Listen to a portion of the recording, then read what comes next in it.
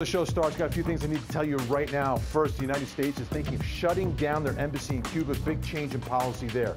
Also, the video of that Georgia Tech student getting shot. We'll take a closer look at it through the eyes of a police officer.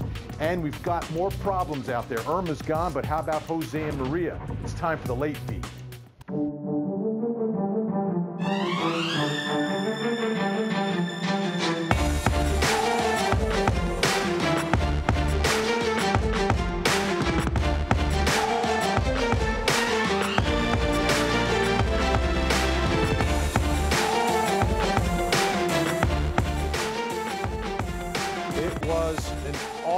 Awful day at Georgia Tech University. Heartbreaking. A student named Scout Schultz was shot and killed by campus police. Now, a lot of students saw what happened. One of them recorded it on video. He has shared that video with us tonight. We're going to show it to you from the moment that he rolled that video up until just before the gun is fired and Scout Schultz is killed. The only thing we've edited is one small part. We've muted the audio because someone in the room where it was being recorded was speaking in a foreign language. So let me play that video for you right now. Come on, man, drop the knife. Come on, let's drop it. Drop it. Shoot me. No, drop the knife. Knife. Drop the knife. Drop the knife. Drop it. Drop the knife, man, come on.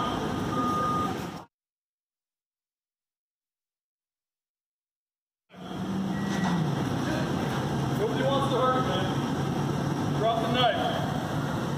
Drop it. What's going on, man? What are we doing here, man? What are we doing? What are we doing here?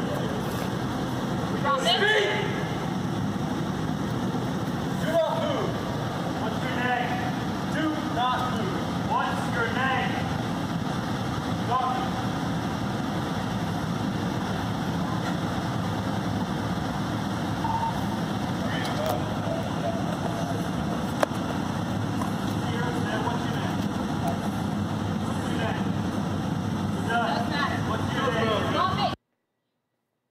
And we're freezing the video right there. What you don't see is what happens next. The muzzle flash you can see on the right side of your screen in those trees. I want to bring in Ryan Krueger, who is on campus tonight, and find out a little bit more about the scene and what happened. Ryan, I know you're there. You've seen it. We've all seen the video now. Yeah. What can you tell us about where all this happened that we didn't necessarily see in that video? All right, so Vinny, this is 8th Street. It's what's called West Campus in Georgia Tech. It's right by Northside Avenue. The scene right here, you see it. We're right by a parking garage. We're right by a student commons area. And in fact, right across the street from us, the 8th Street apartments. That's where Scout Schultz actually lived. And it was Scout's neighbors who were recording all of that awful video on their phone. And the actual area where the Georgia Tech student was killed, right here, as you see, this vigil that has now formed for them. Vinny? What can you tell us, Ryan, about the victim, Scout Schultz, who we're looking at right now? So, Scout, as you see here, a leader on campus. In fact, all day we've been here for several hours. Students have been coming, they've been going, they've been dropping off notes, they've been dropping off flowers, teddy bears. Scout was a leader of the LGBT movement here on Georgia Tech's campus. Earlier today, many of Scout's friends held a vigil in their honor. We'll show you some of the video of their emotions certainly running high. Lots of tears, lots of crying, lots of prayers that were being held here. Scout was president of the Georgia Tech Pride Alliance. That organization told us today Scout pushed for more events on campus, more awareness. But one thing that really shook so many students was the fact that this is not just their campus. Now it's a crime scene, but it's also their home. Here's what one of Scout's neighbors told us when they found out. It's really scary because I feel like you never really know. Anybody who you can pass by could be dead at any moment. And Vinny, we're going to be speaking with the family's attorneys. They've already hired a lawyer, already looking into a potential lawsuit. Two things they want to know tonight. Did these Georgia Tech police officers have any training in mental health to work with people who were possibly having an episode? And they also want to know why they didn't use non-lethal force to try to de-escalate this situation. Back over to you, Vinny. All right, thanks so much, Ryan. And coming up, we're going to try to answer one of those questions. We're going to take another look at that video, but this time through the eyes of Ron Jones, who's an anchor here, but he's also a former police officer, so we have that coming up. In the meantime, we're keeping an eye on everything else that is happening out there, all the latest breaking news. It's a segment we call the Speed Feed. Natisha Lance has the latest for us. Hey, Natisha. Yeah, Vinny, we were looking at a traffic stop that led to a meth lab bust. This happened out in Lumpkin County. About $3 million worth of crystal meth was confiscated from that location. That's about 50 kilos or 110 pounds. 5 men have been arrested. All of them are facing drug charges. And some great news if you were somebody who was affected by power outages after Hurricane Irma. Now only about 700 customers are still without power. That's down from about more than 1 million. If you are one of those people who are still out, go to georgiapower.com to find out when that power is coming back on. And Fayetteville firefighters did their annual 9/11 climb up Stone Mountain today. This hike had been postponed also because of Irma. You can see those firefighters there with the American flag. The hike is to honor 9/11 firefighters who lost their lives during the 9/11 attacks back 16 years ago, Vinny. Unbelievable. You know, it's amazing. They have all their gear on in the heat going up Stone Mountain. I couldn't do it in shorts. That's right. Well, you need to get up that mountain. Try it. Exactly. Thanks so much, Natisha. See you in a few minutes. In the 8th century BC, the ancient Greeks erected Olympia, the home of the first Olympiad, the greatest arena, until 70 AD, when the gladiators took the stage at the Roman Colosseum. Then modern man in 2009 built the world's #1 stadium, Jerry World, home of the Dallas Cowboys. But now they are all beaten by Mercedes-Benz Stadium and its retractable roof. It's the greatest stadium ever built in the history of mankind.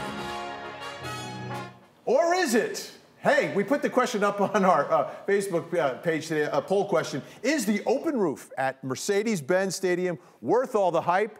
And yeah, a majority, 56%, say yes, 44% say no. But what does our panel think tonight? We have a panel with us. We call them our think tank. Let me introduce who we have with us tonight. Robert Patillo from WAOK 1380 FM. Great to see you. Also criminal defense attorney. Yep, thanks so much for having me. Where's your pinky ring? You don't have one? Well, you prosecutors, you guys make all the money. That's right. Dr. Lanier Basenberg is with us as well, as sociology professor, GSU. Gender studies is your area, correct? That's correct. Great to have you. And also with us, Tevin Mandel Williams, a comedian. And according to the information you filled out, you're in season 4 of America's Next Top Model. Yeah, I was on the episode where they was having some plumbing issues, and I just came to fix the toilet.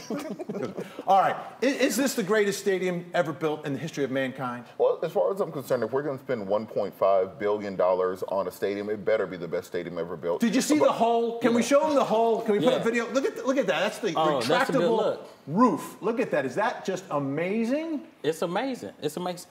The stadium is basically a space station with a Chick-fil-A in it. And that's the first thing on my dream journal, so all right, I appreciate it a lot. We just watched it open. I want all of you to take a guess, including you, Natisha. How long do you think it took to open up that retractable roof today? 10 minutes. 5. I Googled it already, so go ahead. Oh, I know the answer. What's the answer? 2 hours. 2 hours. That's a long time. It's worth the wait, though. That's a nice big hole in the sky. Hey, you guys are going to stick around, right? Yes, sir. All right, we're going to talk more about the Falcons and Mercedes-Benz Stadium. I interviewed the owner, Arthur Blank.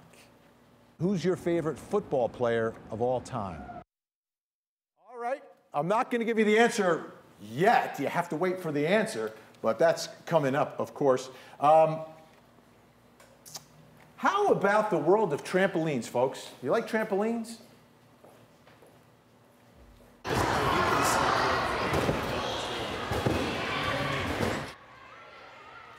All right, so these trampoline places are popping up all over the place. You've probably seen them. Maybe if you have kids, they've been invited to them. And when you go there, they give you this waiver, right? You got to sign the waiver. And if you've ever actually read it, you'll see that it could cause injuries, could cause death. So how safe or unsafe are these trampoline parks? Well, our 11 Alive investigator Rebecca Lindstrom took a look.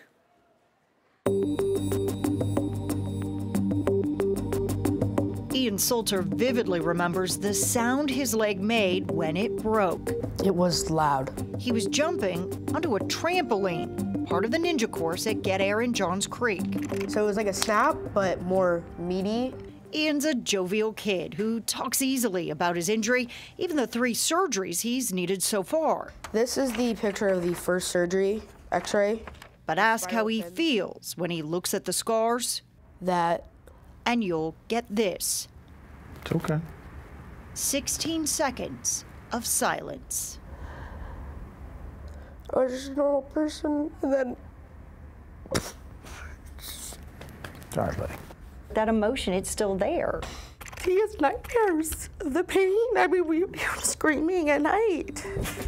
According to the injury data by the Consumer Product and Safety Commission, accidents at trampoline parks nationwide are soaring alongside the industry's growth, from approximately 2,400 in 2010 to nearly 30,000 last year. I saw a news story that came out about a youth football coach, and anyone growing up here in the South know football is king here. That football coach, Jonathan Magwood, jumped into a foam pit and hit the bottom. The injury left him a quadriplegic.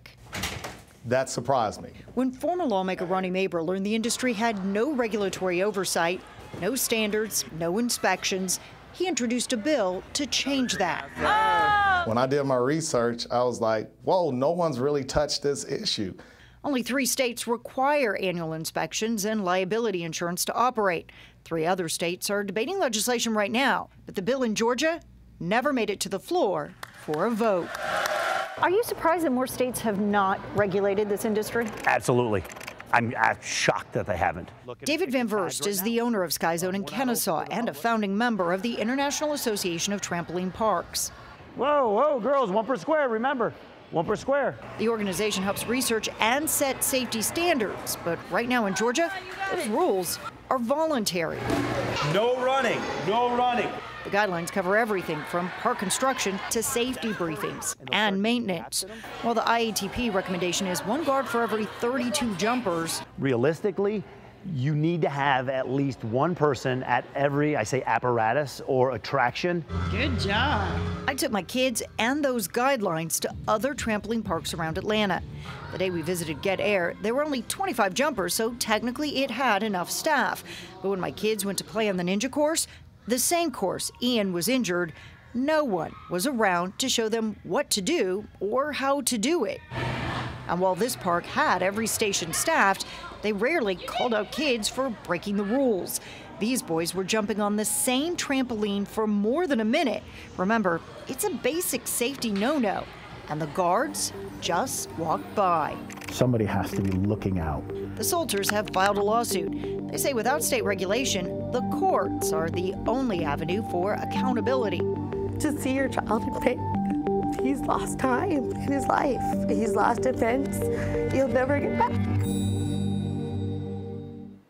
The attorney for Get Air says that he can't talk about the case because of the lawsuit, but they are investigating to figure out exactly what happened. But according to court documents that they filed, they say they didn't do anything wrong and that the injuries were actually caused by Ian's own negligence. I'm absolutely shocked. This is completely unregulated, all these parks. And when you think about if you were to go to the state fair, get on one of those trampolines with a harness and jump up and down, that would actually be inspected. Go to one of these trampoline parks, and there's absolutely no inspection involved. You're a mom, 2 kids, right? They're going to get an invitation to a party to one of these places. They You're will. going to let them go now? I am, but I'm going to take what I've learned in doing this story and use that when we go to the trampoline park. I was able to get a behind-the-scenes look at one of the popular trampoline parks, a walkthrough just under the trampolines, behind the trampolines, things that parents should know and look for. And we've posted that on 11 Alive so that those parents, they can go, they can watch it, and they can have a little bit more confidence when they do head off to the trampoline park. All right, Rebecca Lindstrom, thanks so much. Coming up, folks, we got to keep an eye on a couple people. Their names, Jose and Maria, stirring up a little problem.